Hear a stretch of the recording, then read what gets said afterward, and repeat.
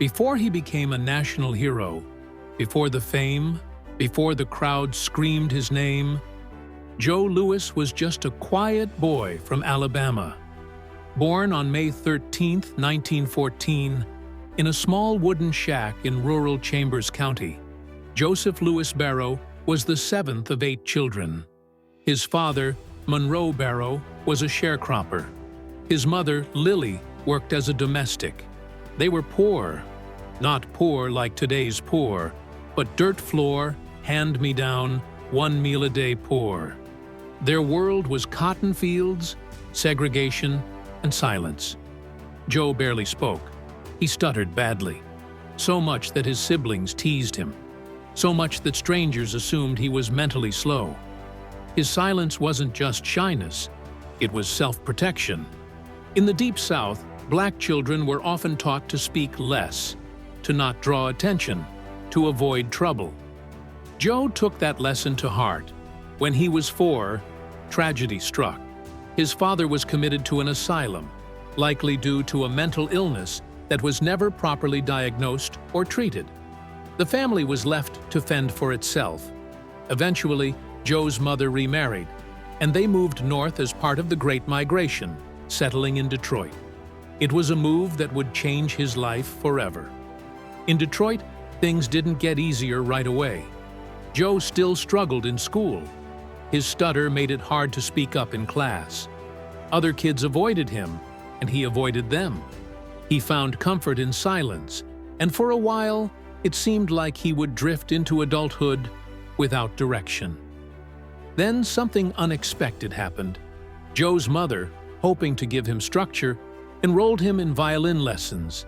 It didn't stick. He hated it. The bow, the strings, the pressure, it felt wrong. But around the same time, Joe wandered into the Brewster Recreation Center. That building, old and creaky, would become his sanctuary. There, he saw boxing gloves for the first time. He put them on. He hit a bag. Something clicked. He was awkward at first. Too stiff. Too shy. But when he threw punches, people noticed. He had power. Real, natural power. Coaches encouraged him to keep training. One of them, a tough but wise trainer named Jack Blackburn, took special interest in Joe. Blackburn had once been a fighter himself. He saw in Joe what the world hadn't seen yet. At 17, Joe dropped his last name to keep his boxing a secret from his mother. She didn't approve of violence, so he entered fights as Joe Louis, just 2 short, sharp names.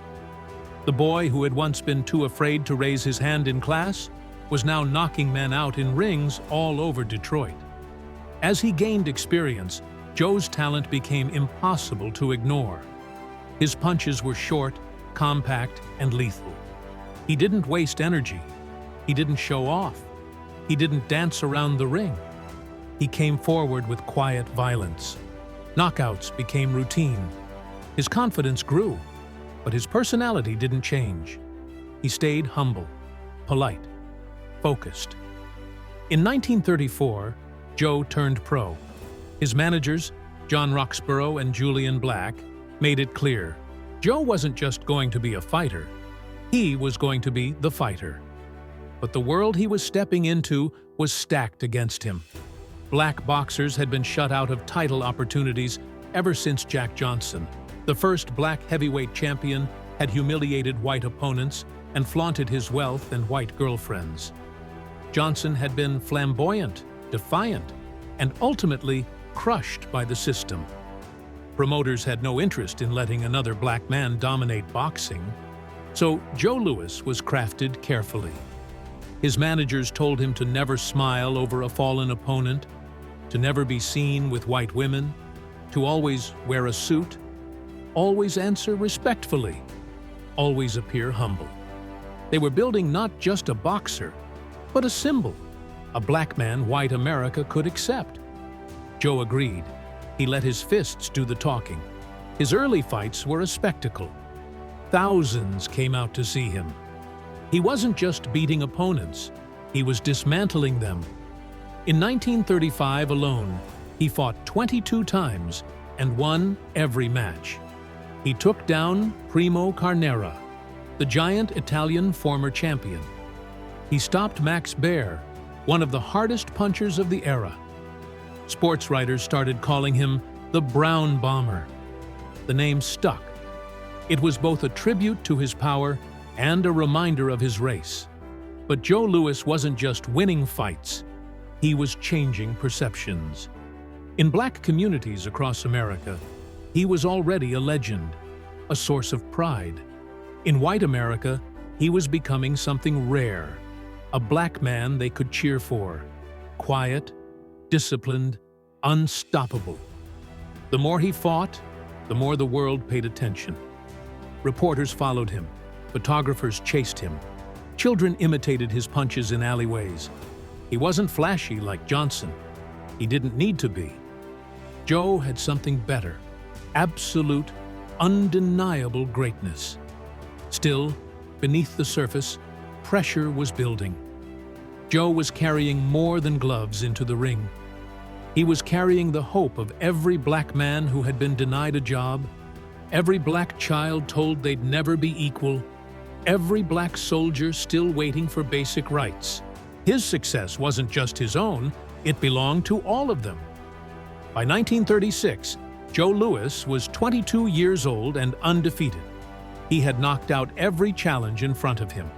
He was the most feared man in boxing. Then came Max Schmeling. In June of 1936, Joe Louis walked into the ring to face Max Schmeling. On paper, it looked like another routine victory. Schmeling, a former world champion from Germany, was considered past his prime. Joe was younger, stronger, and undefeated. The American public expected a quick knockout. Bookmakers made Louis a heavy favorite. The press was already lining up the headlines. But Max Schmeling had done something no other fighter had bothered to do. He had studied Joe Louis. For hours, Schmeling pored over footage of Joe's fights. He noticed a small but dangerous flaw in Joe's defense. Joe dropped his left hand after throwing a jab, leaving his chin exposed to right crosses. Schmeling built his entire strategy around that single weakness. And when the bell rang, he exploited it with precision. Round after round, Schmeling battered Joe. The crowd, shocked into silence, watched as the Brown Bomber stumbled. In the 12th round, a powerful right hand sent Louis crashing to the canvas. For the first time in his career, he didn't get up. It was over. Joe Louis had been defeated. The upset stunned the world. For Black America, it was more than just a boxing loss. It felt like a blow to their collective pride. Joe had represented hope. His defeat, to a German, just as Adolf Hitler's Nazi regime was rising in Europe, sent a ripple of unease through the country. But Joe didn't make excuses. He took the loss in silence. He didn't blame anyone. He promised to learn, to improve, to come back. What no one realized was that this loss, painful as it was, set the stage for one of the most symbolic events in sports history. By 1938, tensions across the globe had escalated. Hitler's Germany was flexing its military power. Nazi ideology, built on Aryan supremacy, had poisoned Europe. Though Max Schmeling never publicly supported Hitler, the Nazi propaganda machine used him as a symbol of white dominance. Posters in Germany declared Schmeling would prove the superiority of the German race. Whether he wanted to or not, Max had become part of the regime's story. In America, things were also shifting. Franklin D. Roosevelt's New Deal was reshaping the economy. The country was crawling out of the Great Depression. But racism was still deeply rooted. Jim Crow laws were in full force. Lynchings still occurred. Black soldiers weren't even allowed to serve in combat roles. Amid that darkness, the rematch between Joe Louis and Max Schmeling took on a life of its own. It was no longer just a boxing match. It was democracy versus dictatorship. It was America versus Nazi Germany. It was a black man standing in front of the world, bearing the weight of a nation that barely treated him as an equal. Joe Louis knew what was at stake. "It's not just me in that ring," he said. "It's my people. It's America." On June 22, 1938, more than 70,000 people packed Yankee Stadium. Over 70 million people tuned in on radio, the largest audience for a boxing match in history at the time. The entire world was listening. The bell rang. Joe Louis didn't hesitate. He came out like a man possessed. The power in his punches was unlike anything anyone had seen. A minute into the first round, he landed a clean right to Schmeling's jaw. The German staggered. Seconds later, Joe hit him again. Then again. Schmeling hit the mat. He got up. Joe knocked him down again. And again. In 124 seconds, it was over. Joe Louis had obliterated Max Schmeling in the first round. Schmeling had landed only 2 punches the entire fight. One of them had broken his hand. Another had cracked 2 vertebrae in his back. It was a massacre, and America erupted. President Roosevelt personally congratulated Joe. "We're depending on muscles like yours to beat Germany," he had said before the fight. Afterward, newspapers across the country printed front-page headlines. "Louis crushes Schmeling." For a brief moment, the country united. Black and white Americans cheered the same man. He wasn't just the heavyweight champion. He was a symbol of national pride. But even in his greatest moment, Joe didn't gloat. He didn't smile over his fallen opponent. After the fight, he helped Schmeling to his corner. He didn't raise his voice. He didn't strut. He walked out of the ring with the same quiet dignity he'd always shown. It was the biggest win of his life. Maybe the biggest win in boxing history. And yet, he understood that victory carried weight. For Black Americans, Joe's triumph was electric. In cities across the country, Black neighborhoods threw spontaneous parades. Fireworks exploded. Car horns blared through the night. Joe had struck a blow not just for himself, but for an entire race. He had humiliated the representative of a white supremacist regime in front of the world. In a time when Black people were still denied the right to vote in parts of the country, Joe Louis made them feel powerful. But with that victory came something else, a burden. Joe Louis became the first Black athlete to be truly embraced by white America. But that embrace came with conditions. He had to remain humble, quiet, safe. America didn't want another Jack Johnson. They wanted a hero they could control. Joe Louis gave them that. He didn't complain. He didn't push back. And America loved him for it. But that love was shallow. He continued to defend his title. 25 times over 12 years. He fought and beat every challenger, often giving Black fighters a chance when others wouldn't. Inside the ring, he was untouchable. Outside it, he remained stoic, calm, reserved, always respectful. But while he was conquering the boxing world, something darker was forming beneath the surface. The government, the same one that praised him, honored him, used him as a symbol, was about to turn on him. Joe Louis didn't die from a knockout punch. He didn't fall from grace in one dramatic moment. He was slowly chipped away, piece by piece. A legend unmade, not in the ring, but in a country that never knew what to do with a Black man once he'd served his purpose. After his death, tributes poured in. Headlines honored him as a pioneer, a champion, a war hero. Politicians praised his legacy. Sports writers dug up his old glories. But few acknowledged the truth, that America used Joe Louis, that it celebrated his fists, but not his humanity, that it was comfortable with him only when he was winning and silent when he was suffering. Joe's downfall wasn't a mystery, it was designed. It came from a system that praised sacrifice but punished those who made it. Joe donated his money, gave his youth, risked his body for this country. And the country let him die broke. Even worse, it let him die forgotten. By the time he passed, his estate was worth almost nothing. Some reports claimed it was under $100,000. Others believed it was far less. This wasn't a man who lived irresponsibly. He was generous, yes. Too generous. He gave money to old fighters, paid funeral costs for people he barely knew, bought homes for relatives, trusted people he shouldn't have. But that wasn't why he ended up poor. He ended up poor because the IRS never forgave him, because no one educated him about finances, because contracts were signed in rooms where he didn't understand the fine print, because the sport he helped make rich never made sure he was protected. Joe wasn't a businessman. He was a fighter. He didn't read balance sheets. He read opponents. But boxing isn't kind to men like Joe. It loves them when they're young and brutal and exciting. But when their knees go, when their reflexes fade, the lights turn off. Joe Louis didn't just fade from boxing.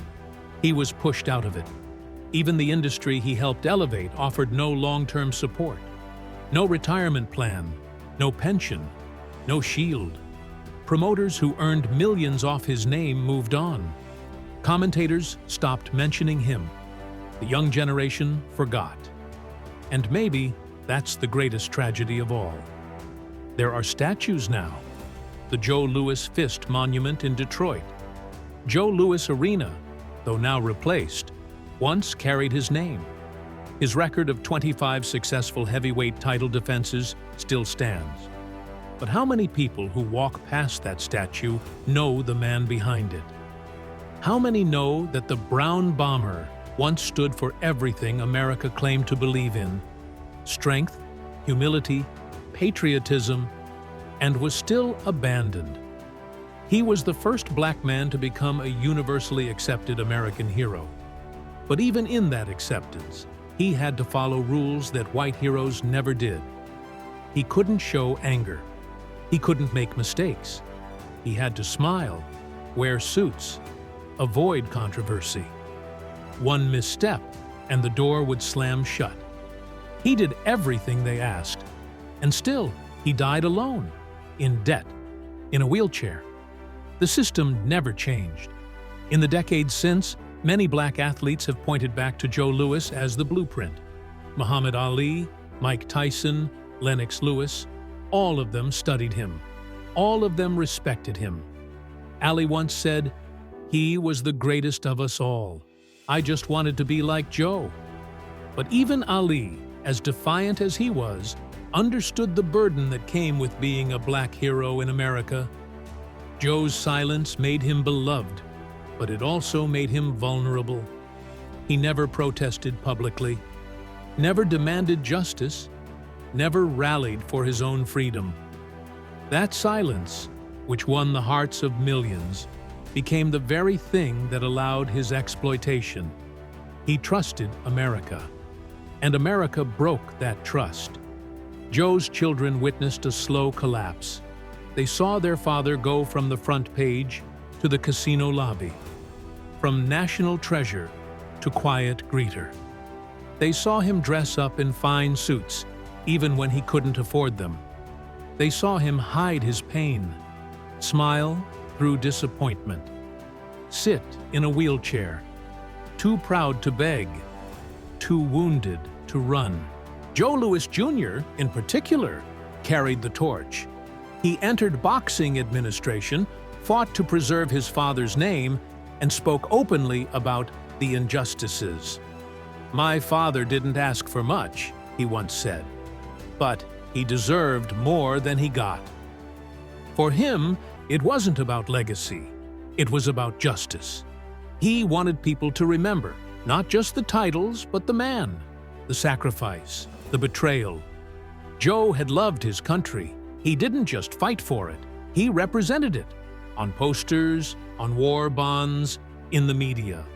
But when he needed help, when his back broke and the bills piled up, the country turned away. That's what hurt the most. Not the losses, not the pain, but the erasure. When a nation builds its pride on the back of a man, it owes him more than applause. It owes him protection, investment, memory. But Joe Louis didn't get any of that.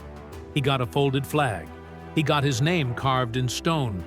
But the IRS kept taking checks out of his mailbox, even in his final days. Joe Louis's story is not just a biography. It's a warning, a symbol of how quickly America forgets, how easily it discards the people it once called heroes, especially when those heroes are black, especially when they speak softly, especially when they trust the applause. In the end, Joe Louis did everything right. He obeyed the rules. He stayed humble. He gave more than he ever received. He didn't burn bridges. He built them. And still, he died with nothing. There's no justice in that. Fame can lift a man, but memory, real memory, it can preserve him forever. Joe Louis wasn't just a boxer. He was a bridge. He was the first time black and white America stood and cheered the same man for the same reason. He was the quiet strength behind a nation's roar. He was the hero that showed us what dignity looks like and what it costs. His legacy doesn't live in gold belts or granite statues. It lives in every black athlete who gets a fair shot, in every soldier who feels seen, in every child who understands that true greatness isn't loud. It's consistent, it's courageous, it's kind. But most of all, his story is a reminder that applause is not justice, and that heroes deserve more than cheers. They deserve to be carried when they can no longer stand. Let us remember Joe Louis. Let us not repeat what was done to him. Let that silence never happen again.